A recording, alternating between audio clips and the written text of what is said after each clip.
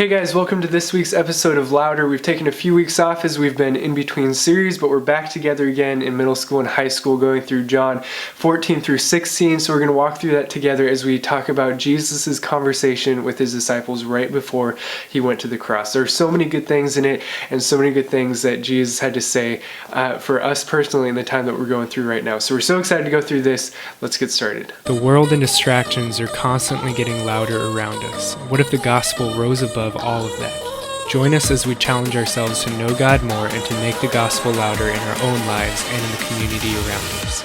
May the gospel get louder. So I grew up playing soccer along with all my siblings, and every time before we left the house or left the car to go to our soccer game, our parents would say the exact same thing. Play hard, have fun, don't get hurt. Those were the three things that were most important for us to be thinking about and for us to accomplish during that time, and we heard those before every time we went to a soccer game. In a very similar way, in John 14 through 16, Jesus is telling his disciples the things that were most important for them to hear as they went into a time that was going to be really hard, that was going to be full of trouble, and all these things were going to unfold. Jesus also knew that his disciples were confused, they were worried, they were uncertain, they were scared, they didn't know what was going to happen. Jesus had just washed all of his disciples' feet and they didn't know what that meant. Jesus had been saying that he was going to die, that he was going to leave them. Jesus was telling them that one of them was going to betray him. Jesus even told Peter specifically that that night Peter was going to deny him 3 times. So the disciples were scared, they were confused, they didn't know what was going to happen. And guys, I don't know about you, but that kind of sounds like how this last year has felt for me. I've been confused, I've been frustrated, there's been chaos going on around us, not sure what's going to happen, all those things. And Jesus had some very important things to share to his disciples and to share to us today. So in these 2 chapters, there's these 2 bookend statements that Jesus says at the very beginning and the very end. The thing that he says at the end in 16:33, he says, "I've told you these things so that in me you may have peace. In this world you will have trouble, but take heart, I have overcome the world." And then at the very beginning in 14:1, he says, "Do not let your hearts be troubled. You believe in God, believe also in me." And so right from the very beginning, the thing that Jesus is telling his disciples and that he's telling us today is trust in me. Trust in me.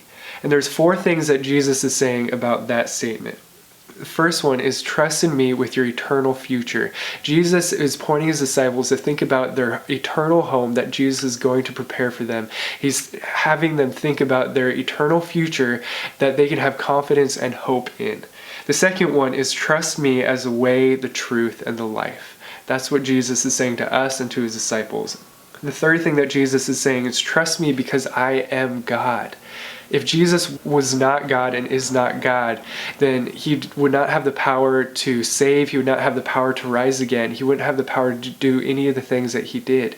But because Jesus is God, he has the power to save, he has the power to resurrect us, to resurrect himself, to save us from all our sins. He has power over everything because he is God. And the fourth thing that Jesus says, when you trust me, I will do incredible things through you. Jesus tells his disciples, all these things that you've seen me do, you will do even greater things because of the power that I'm going to give to you. And so all those things, Jesus is saying, in this time, trust me, trust in me. Guys, the question that I have for you today is how would your life look different if you trusted fully and completely in God in all of those things that Jesus just talked to us about? How would your actions and your attitudes be different if you fully and completely trusted God with your future, your present, your life, all of those things? How would your life and your actions and your attitudes look different? We're going to continue talking through this passage, and we're so excited. We're going to be talking through that this Wednesday, 6:30 to 8:30 middle school and high school together. So make sure you'll be there. It's going to be a great time, and we'll see you then. But consider that question, how would your life look different if you fully trusted in God this week? We'll see you guys soon.